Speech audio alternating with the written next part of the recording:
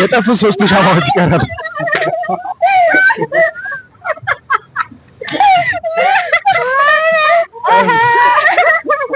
ሰላም እንዴት ናችሁ?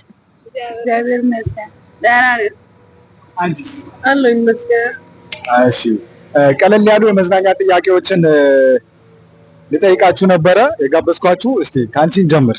ከኢትዮጵያና ከኬንያ ድንበር መሃል ላይ አውሮፕላን ተከሰከሰ እና ግማሹ ሰዎቹ ሞቱ እና የተረፉትን ሰዎች የት ነው የሚቀብሯቸው?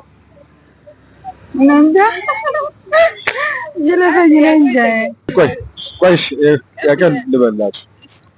ከኢትዮጵያና ከኬንያ ድንበር መሃል ላይ አውሮፕላን ተከሰከሰ እና የተረፉትን ሰዎችን የት ነው የሚቀብሯቸው? የሚተርፉት ሰው የሉም፣ ሁሉም ይሞታሉ።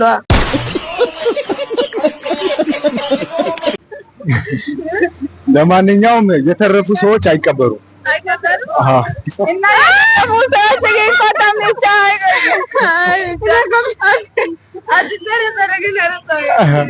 እሺ ወደ ሁለተኛ ጥያቄ እንሻገር።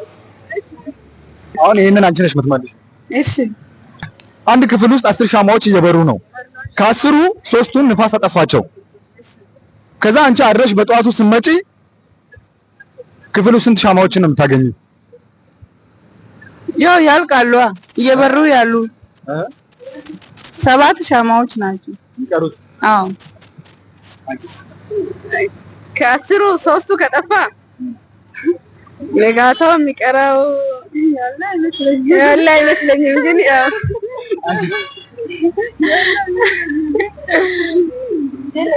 ያበሩ የሚያድር ከሆነ ምንም አይቀርም።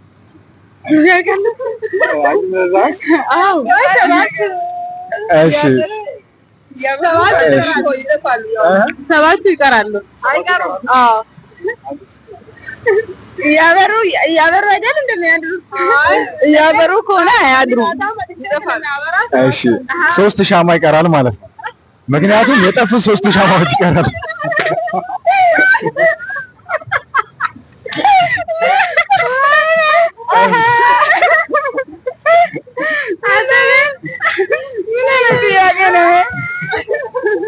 እሺ ወደ ሌላኛው ጥያቄ እንሻገር።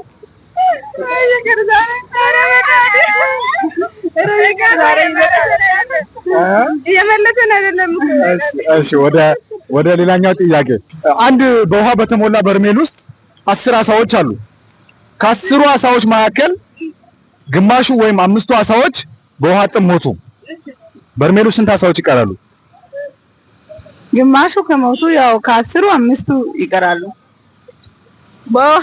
ውሃ እያለ ነው የሚጠሙት?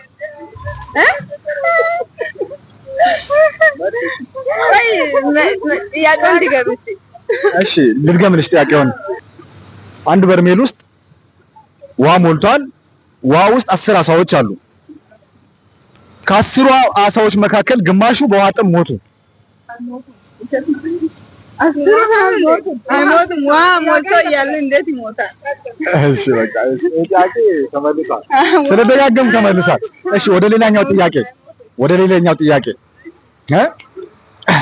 አሁን አንቺ ነሽ የምትመልሺው። እሺ አንቺ ነሽ የምትመልሺው። በደንብ ያዝ።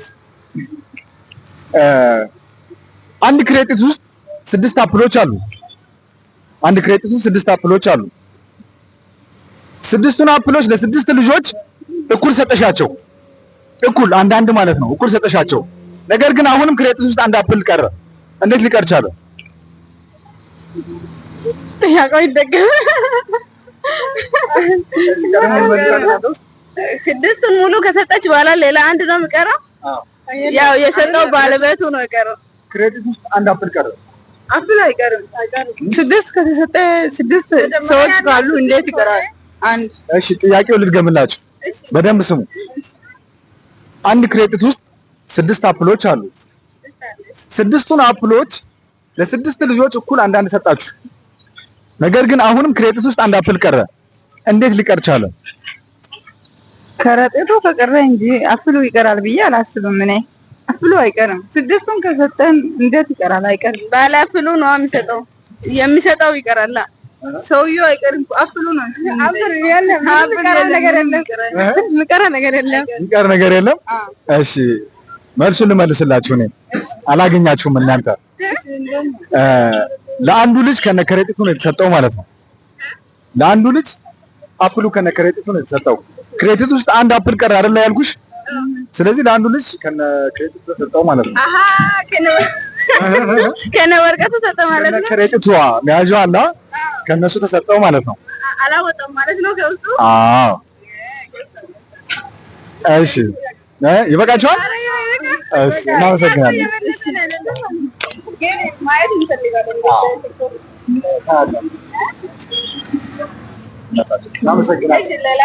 ሌላ ጊዜ ደግሞ እንዳጠፉሽ እዚህ አካባቢ